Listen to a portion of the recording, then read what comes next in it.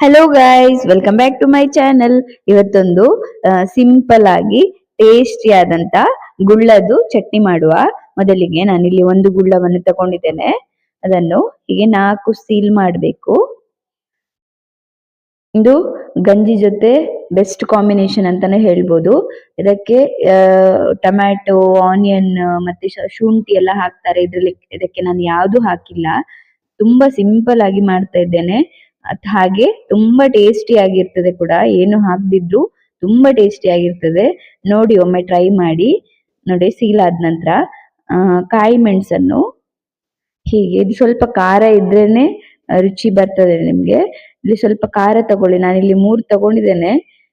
ನಿಮ್ಗೆ ಸ್ವಲ್ಪ ಜಾಸ್ತಿ ಖಾರ ಬೇಕಾದ್ರೆ ಸ್ವಲ್ಪ ಜಾಸ್ತಿ ಖಾರ ಹಾಕ್ಬೋದು. ಈ ಒಳಗೆ ಹೀಗೆ ಹಾಕ್ಬೇಕು. ಕೆಲವರು ಸಪರೇಟ್ ಸಪರೇಟ್ ಆಗಿ ಕಾಯಿಸಿ ಮಾಡ್ತಾರೆ.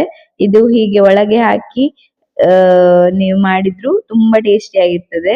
ನೋಡಿ, ಹೀಗೆ 3 ಕಾಯಿ ಮೆಣಸನ್ನು ಹೀಗೆ ಹಾಕಿ, ಬೆಳ್ಳುಳ್ಳಿಯನ್ನು ಸಹ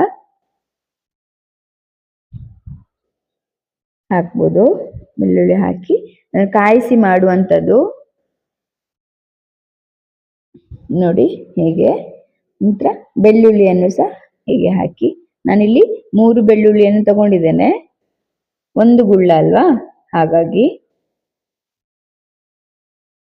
ನೋಡಿ ಹೀಗೆ.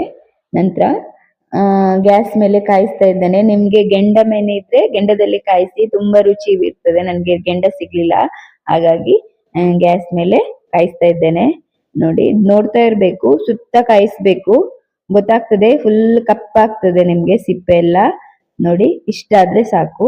ನಂತರ ಅದನ್ನು ತೆಗೆದು ಮೇಲ್ಗಡೆದೆಲ್ಲ ಸಿಪ್ಪೆ ತೆಗೆದು ಗ್ರೈಂಡ್ ಮಾಡಬೇಕು. ಅದಕ್ಕೆ ಸ್ವಲ್ಪ ಮೇಲ್ಮೇಲೆ ಸಿಪ್ಪೆ ತೆಗೆದ್ರೆ ಸಾಕು. ನೋಡಿ, ನಂತರ ಅದನ್ನ ಮಿಕ್ಸಿಗೆ ಜಾರಿಗೆ ಹಾಕಿ, ನಂತರ ಸ್ವಲ್ಪ ಹುಳಿ ಮತ್ತೆ ರುಚಿಗೆ ತಕ್ಕಷ್ಟು ಉಪ್ಪು ಹಾಕಿ ಒಂದು ಸಣ್ಣ ಗ್ರೈಂಡ್ ಮಾಡಿದ್ರೆ,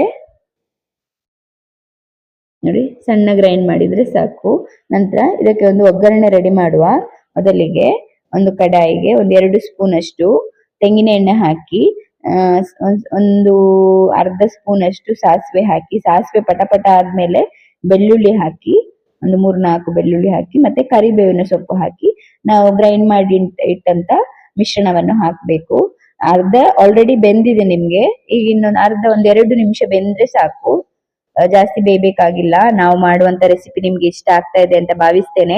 ಇಷ್ಟ ಆದ್ರೆ ಸಬ್ಸ್ಕ್ರೈಬ್ ಮಾಡಿ, ಲೈಕ್, ಶೇರ್, ಕಮೆಂಟ್ ಮಾಡಿ ನಮ್ಗೆ ಸಪೋರ್ಟ್ ಮಾಡಿ ಅಂತ ಹೇಳ್ತಾ, ನೋಡಿ ಇಷ್ಟ ಆದ್ರೆ ಸಾಕು, ರೆಡಿ ಆಗಿದೆ. ನೋಡಿ, ಸ್ವಲ್ಪ ಕೈ ಅಲ್ಲಾಡಿಸ್ಬೇಕು ಹೀಗೆ. Thanks for watching. Bye bye.